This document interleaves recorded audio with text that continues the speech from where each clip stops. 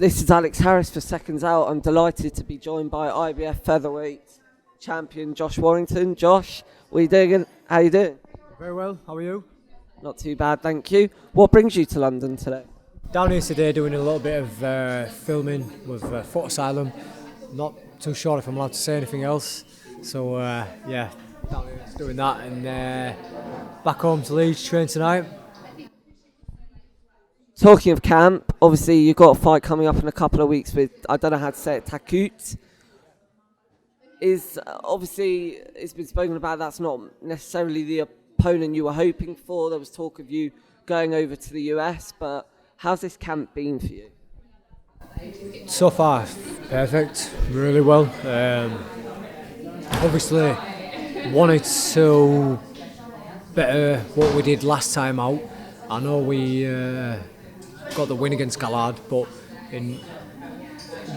when looking over the camp and obviously the fight, I mean, I know Gallard wanted to just spoil, but we could have done things a little bit better. So we've tried to iron a few things what we thought went wrong last time, and just go back to basics with a lot of things. And I'm absolutely flying. Got to be honest with you, I'm absolutely flying. Just under 5 weeks to go now. Sparring 10 rounds, no problem. On weekend, could easily done another 10. And the stuff we've been working on is just rolling off. Just coming without even thinking about it now. So expect it to be an A-class performance on October 12th. Do you think it's easier to prepare for a fight to like Takut rather than Galahad? As obviously between you and Galahad there was a lot of emotions, both of you coming from the UK, and there was a lot of back and forth. When a fight like this there's less emotion to it, is it easier for you to go through the motions and work on your craft more? I guess you don't put as much mental investment into it. I think last time, back and forth on socials with Galad and his team, press conferences, even the weigh-ins. I mean, the weigh-in were pandemonium, and on fight night as well, backstage. A lot of fans don't see it, but a lot of going on backstage. Probably don't go through with that. You can just concentrate on the boxing. Some fighters bring a bit of a character, and you have to put up with it. It's part of the business, but when it's not, just concentrate on the fight ahead. And just because he's not chelping doesn't mean that I'm not going to train as hard either. I've still got man still in front of me wanting to be in my position, so I've got to beat him in order to move forward to get the fights what I want. Get the unification fights, the fights against the other champions, or if Shakur Stevenson goes and wins his belt, fight him. So got to keep busy, got to keep winning. Now obviously Taku is number 3 in the IBF, I believe, but how much time have you actually spent studying him as a fighter? Obviously you've said it yourself, you're looking on to bigger, better things after this fight with Shakur fighting for the WBO, and you've got fighters like Gary Russell Jr. Even Lomachenko said he wouldn't go higher than lightweight, so could end up back down. Are these the sort of fights you're looking at, or have you still spent the necessary time to look into Taku and his style? No, you've got to concentrate on the next fight in front of you. I'd be an absolute fool to overlook Taku.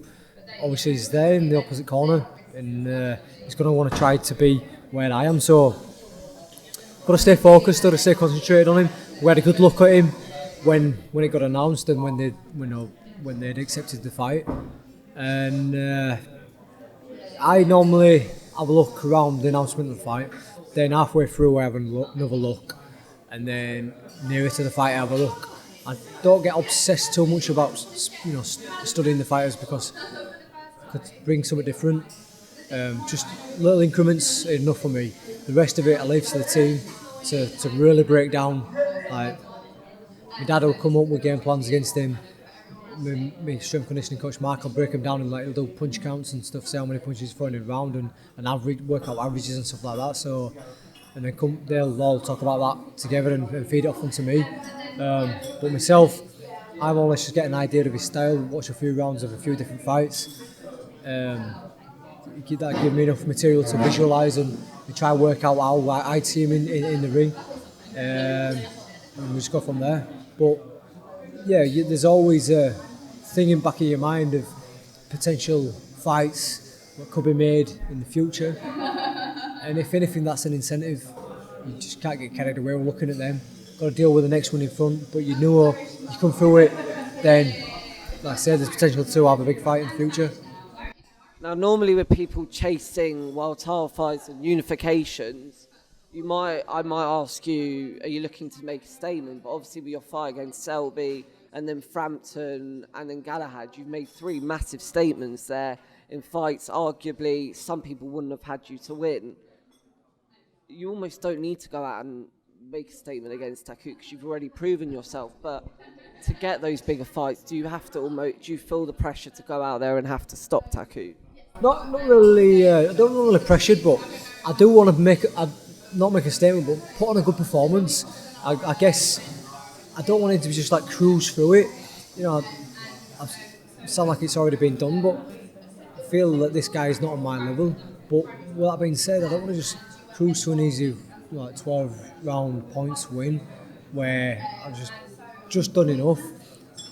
If I can get him rolling, then I'm going to go for a stoppage. You know, I want to get it be a hell of a message to send out, and it just keeps everyone else on their toes. When you're just dragging out performances, can look vulnerable, which might not be a bad thing because it might get me fights sorted, but you want to look like a dominant champion, and this fella hasn't been stopped, and it would be a bit of a statement to get him stopped. I've 30 odd fights, and he's been in with some top names as well, and big punches. Now obviously the fight's happening in Leeds again. After this fight, if you could choose anyone from the featherweight division to fight next, who would you want it to be and why?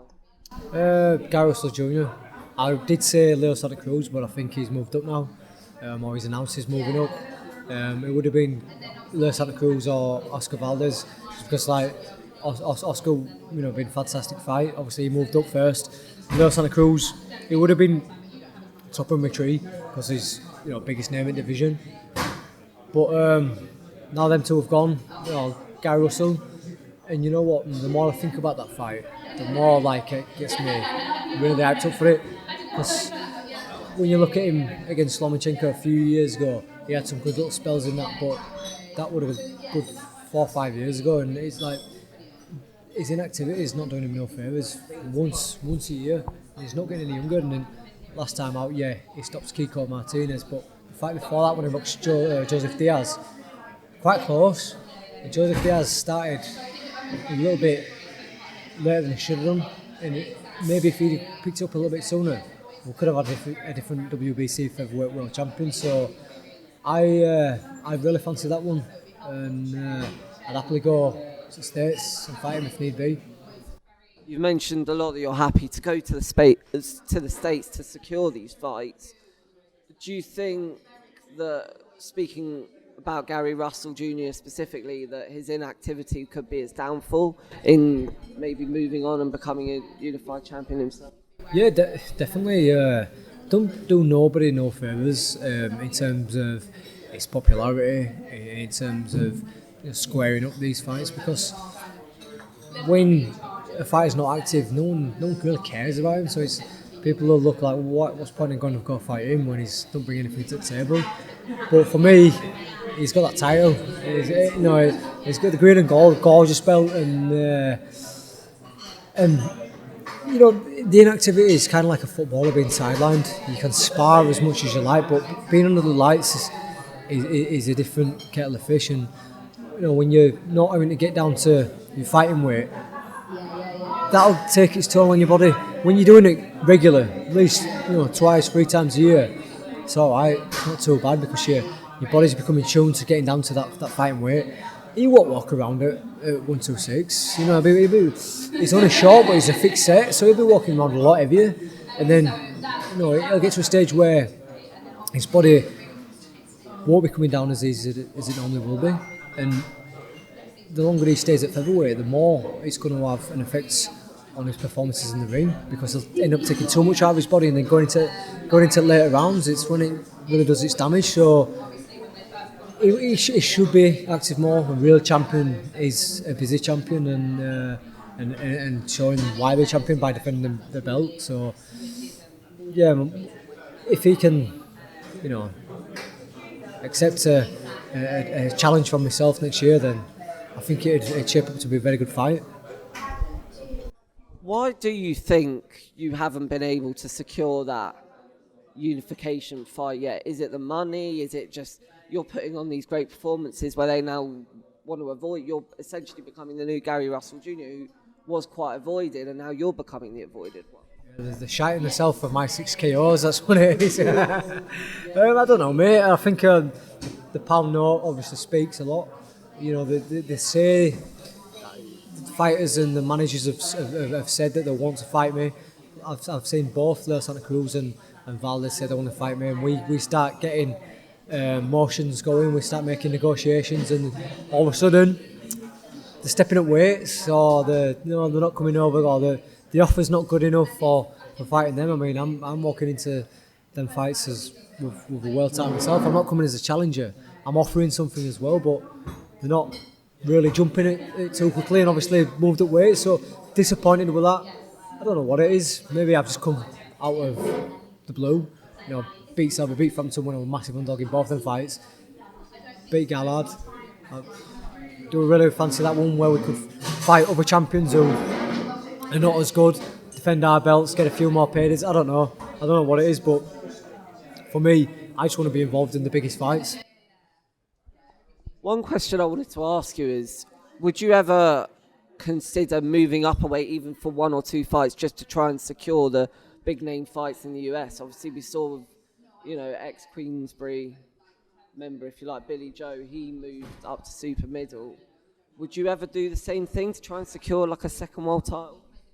Ideally, I don't need to, and I don't think it come down to that. But if I went like a 12 months or so without any movement, without any signs of a fight against another one of the world champions happening, then yeah, I would consider it. I'm strong at featherweight, which just means I'd have to maybe bulk up a little bit more, or not really bulk up, but just I do a lot of my sparring with partners a lot heavier than me, and I know sparring's a lot different, but I think I'd be able to hold a shot at featherweight. I think I'd be strong enough at super featherweight, sorry. But like I say, I want to do it at this weight. I want to win another world title at this weight, and then go through there. But like, if it gets to that stage, then I'll do whatever's best for me. Now, obviously, we just had Lomachenko against Luke Campbell last week. I watched a couple of interviews with Bob Arum, who promotes Lomachenko, but he also promotes Mick Conlan. And he's spoken about both of those as potential opponents for yourself. Mick, obviously, being from Ireland, would you be interested in that fight? Do you feel like he has something to bring to the table in terms of fighting you? I've said it before. I want to win another world title before I go fighting these guys. After Taku, that'll be my third defence, and I've already beaten, say, Selby, Frampton, and Galahad. And in the IBF rankings, Taku was in the top 5. The other 3 names were all in the Ring Magazine top 5. So it's like, how long do you keep hanging about fighting these levels, lads even lower than you? It is a difficult one. It's like, yeah. And you know what? In an ideal world, if I could fight into my first fight in 2020 could be a unification fight, I'd have that, and then come through that, then I'd fight, you meet Conlons, and I just defend my belt until I've got the right time to move up. I just want to take that goal off, but obviously, Mick Conlan, and no disrespect to him, a good fighter, obviously good amateur pedigree, but he's only had one real meaningful fight against Jason Cunningham, and Jason Cunningham really pushed him there. I'm not too sure that his promoters or whatever talking about this fight, if he really wants that fight.